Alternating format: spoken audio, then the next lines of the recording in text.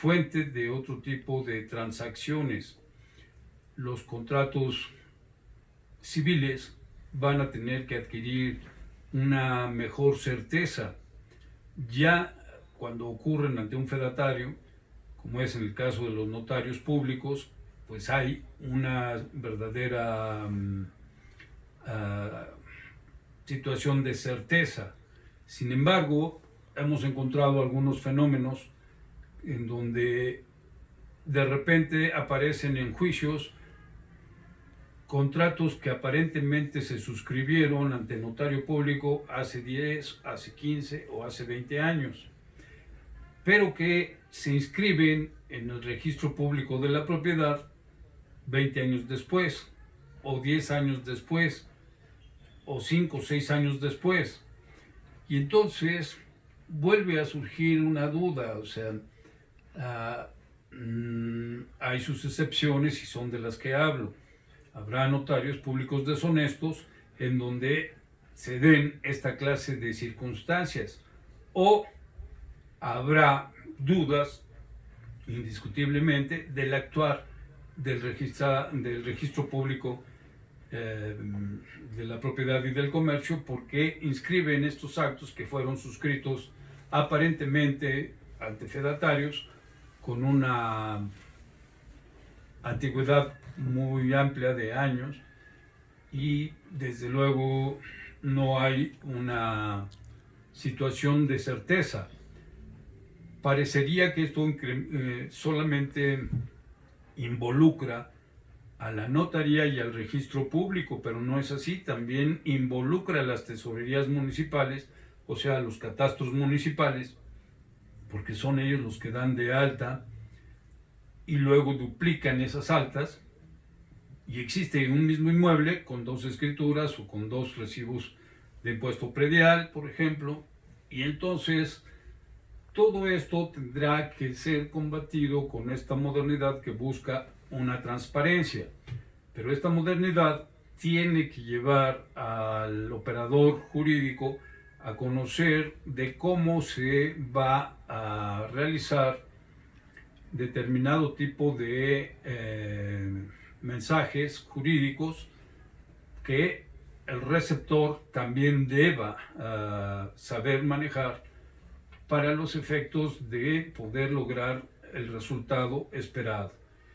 En estos esquemas es indudable que no solamente debemos, como operadores jurídicos, tener conocimiento de lo que es el medio electrónico a través del cual vamos a producir estos documentos electrónicos, pero luego también tenemos que saber acerca de cómo se transmiten y hacia cuál receptor lo vamos a transmitir. Por ejemplo, un operador jurídico tendrá que elaborar una demanda a través del medio electrónico, y entonces será, valga la expresión, una demanda electrónica, y tendrá que, en su caso, si es un juzgado de amparo, un juez de distrito, pues tendrá que saber enviarlo correctamente al órgano competente correspondiente. ¿Cómo se va a asegurar el profesional del derecho de que su documento electrónico llegó completamente, llegó competentemente, llegó adecuadamente al lugar que lo destina? Pues a través de este aprendizaje de estos datos. Entonces, claro que es muy importante, porque van a venir otros documentos electrónicos que se tendrán que generar en toda la etapa procedimental. Al ser esto así, se tiene que también saber cómo hacer este tipo de documentos electrónicos, es decir, los pliegos de pruebas, los ofrecimientos de pruebas, y tendrán que también ser dirigidos adecuadamente al expediente correspondiente y también al juez competente. Pero también, bajo esos supuestos, también se tendrá que estar atento a cuáles son los acuerdos, valga la expresión, acuerdos electrónicos, autos electrónicos, que vamos a tener que recepcionar y cómo lo vamos a recepcionar. Entonces, las universidades, sobre todo las facultades de Derecho, no pueden sustraerse a este tipo de cultura, a este tipo de capacitación, a este tipo de formación. Es indudable que tiene que haber una materia que puede denominarse, ¿verdad?, tecnologías de la información o de la comunicación jurídica. ¿Por qué? Porque ya no se va a constreñir únicamente a los tribunales locales o a los tribunales federales, sino también, desde luego, a tribunales internacionales. Ya tenemos a la Corte Interamericana de Justicia, tenemos también a la Comisión Internacional de Derechos Humanos y a otros múltiples organismos internacionales con los que tendríamos que interactuar y que muchas veces ya no hay oportunidad de una importante velocidad en el traslado físico de la persona, del profesional del derecho, a este tipo de instituciones que además se encuentran fuera del país. Por esa razón, me parece que las universidades sí necesitan establecer mecanismos que ayuden al operador del derecho a proporcionar los servicios correspondientes y correctos al gran público justiciable. Perfecto, muchísimas gracias.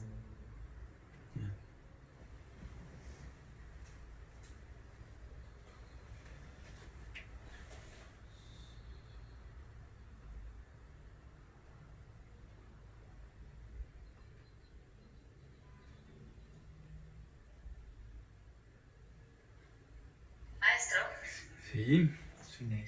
Bueno, creo que referente a esto, pienso que impacta positivamente entonces la situación en materia penal, la situación del robo de identidad, ¿no? Lo hacemos como una prevención. Sí. Sí es importante saber cómo vamos también a buscar una, por llamarlo así, una renovación, pero más bien es una reforma al Código Penal para saber cómo va a regularse este asalto a las identidades. Esta circunstancia ya se da en muchas situaciones. Veíamos ayer que hay muchos documentos escolares o muchos documentos de identidad o de identificación, por ejemplo, credenciales de lector con fotografía, que son alteradas o son falsificadas o son realizadas para obtener un resultado ilícito. Es por eso que también tendrá que reformarse la materia penal y que yo creo que está marchando en el mismo sentido que las otras legislaciones. Claro, sí, así es, así lo veo yo también. Estas cadenas de bloque y estos procedimientos biométricos pues, nos van a ayudar para poder verificar, ¿no?, en el momento, en una base de datos, que esa persona es quien dice ser, ¿no? Gracias.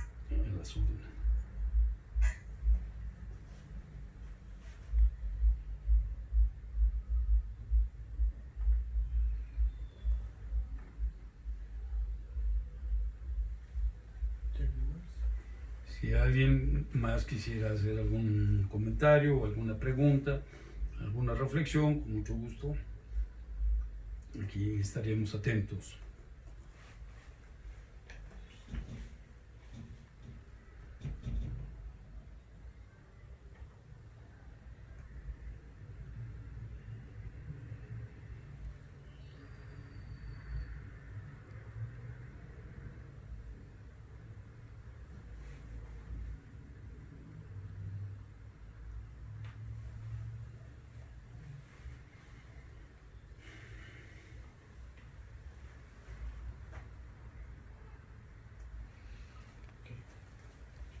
Pues agradecemos a todos nuestros participantes, también desde luego de nueva cuenta agradecemos al Colegio de Abogados del Altiplano de Tlaxcala por esta importante oportunidad de conversar con ustedes y hacer estas anotaciones que ojalá nos puedan servir para plantear en los canales adecuados, en las instituciones públicas correspondientes, estos planteamientos que permitan avanzar a Tlaxcala hacia una cultura moderna en la operación de nuestras legislaciones procesales. Muchísimas gracias a todos y hasta pronto.